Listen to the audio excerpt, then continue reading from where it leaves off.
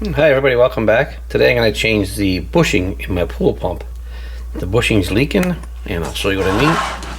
All summer long it's been dripping up water right there. So I'm going to change this, take this apart and change the bushing to prevent that. That's a saltwater pool, that's why it's so crusty with salt. So what I'm going to do first, according to what I've seen, is take this back cover off so I can access the motor, and then I'll take these bolts out and separate the entire front end to change the bushing behind the impeller. I got the kit from Amazon. It's obviously the wrong kit because this here, as you can see, this O-ring, it's not going to fit there, so it's not the right kit for this pump, but it says the bushing's probably the same. All I really need is a bushing in this thing here. So let's check it first to make sure it still functions, because I had it in storage all winter, but it was heated storage.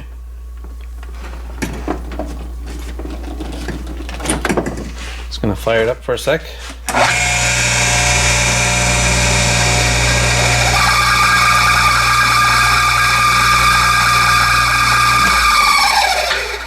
So it sounds like a little squeak in here. I'm gonna try and jam some grease into the motor and get it apart. Hopefully it'll stop that. So right off the bat I'm gonna take these screws at the back and pull off the back panel to get at the screws.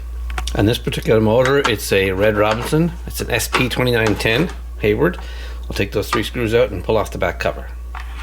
Okay, that came a little easier than I expected. So in behind here I have to get a wrench on the shaft of the motor in there.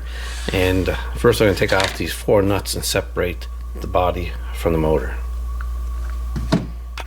And that's basically a 40mm socket. I'm going to take these off. See how loose they are. That's not too bad. Okay, we'll back in a minute. Okay, the 4 nuts are out. Now I'm going to separate the body. There it is there. And next this comes out, and this is where a bushing goes, or no, nothing there. Now I have to get the impeller off. Okay, the impeller is going to come off by locking the motor in the back with a wrench and turning this counterclockwise. Okay, I used a pair of pointed vice grips to lock the shaft on the motor, and I was just able to turn the impeller just like that, and it comes right off. Just wanted to mention also, the top of the motor is labeled top, and this part is labeled top, so when you put it on, it just fits like that. Okay, so we know how that goes. And there is one of the washers I have to change right there. Let's take the impeller off.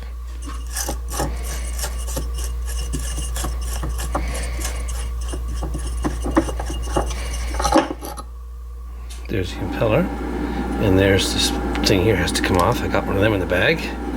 And then we'll take out, there's the part there that's worn in there. I'm just going to pry the front of the motor off right here. Very soft, very easy to pry. And there's the mess. Check it out.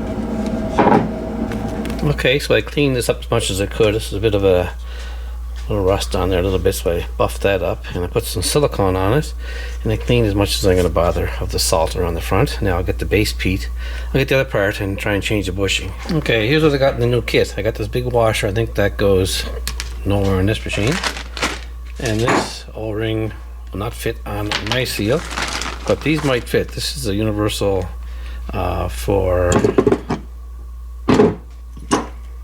right there, I think. Let's have a look. I don't think it's going to fit either. Let's hope these 2 things fit. That's all that's bad, is this thing here and that thing there. So let's take this bushing out of here and push this one back in, okay?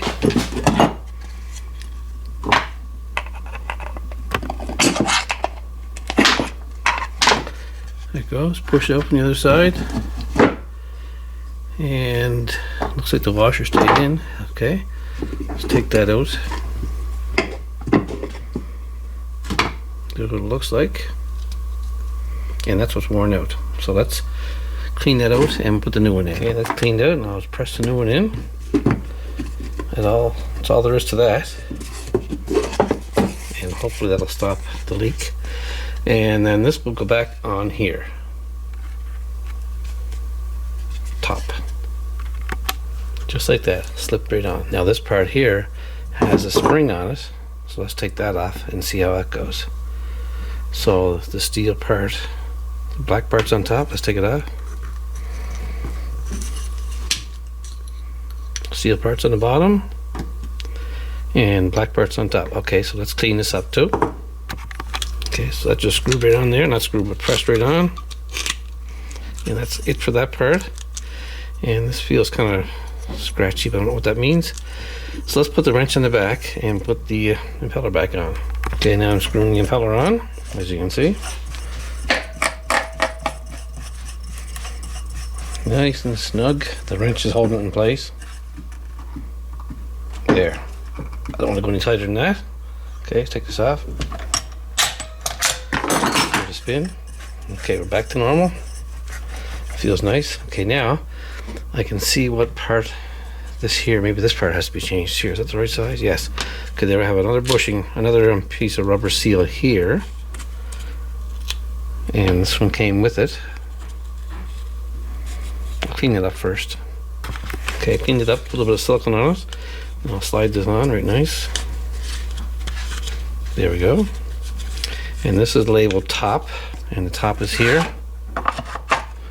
So that fits just like that. Now, this part, the rest of the housing can come back on, and I don't think this is going to be used anywhere. I don't know what that is. This looks like it might have been an O-ring. Let's have a look. I don't think it's the right one. If it was, it would be nice, but I think that's round. Okay, so I was right. This here part comes out, and this is a new one. I thought it was a different pump, but that part there, I'll just toss it aside, and I'll clean this up and put the new one in. I'm gonna put the back on first, then I'll put the pump back together. So this fits like this here. There's 3 Robinson screws go back in, and put them in right now. The cover part of the motor says SP1509Z1-TFS. So maybe I'll look up SP1509 to see if that's the exact correct replacement kit as opposed to a generic one. The one I got was a SP2910, which seems to cover a lot. Okay, the back's all assembled. This is ready to go. This washer's in place, the O-ring. Now I'm going to slide them together and put the bolts in. Okay, to make this installation easier, I actually stood the motor on its end and dropped the housing on top. I'm almost done here with hand tightening the bolts, and I'll lay it back down and tighten them up. Okay, all the nuts are snug. Let's plug it in and turn it on, see how it sounds. I'll turn it off here. Okay, hopefully it's going to sound the same, but maybe quieter, who knows.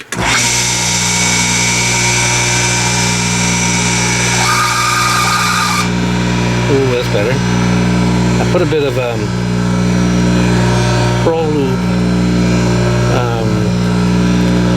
oil on each end of the bearings before I put that together, and hopefully that'll work its way in over the summer and keep this thing quiet. Listen to that, humming like a charm. Okay guys, that looks like it. Thanks for watching, and I hope you liked the video.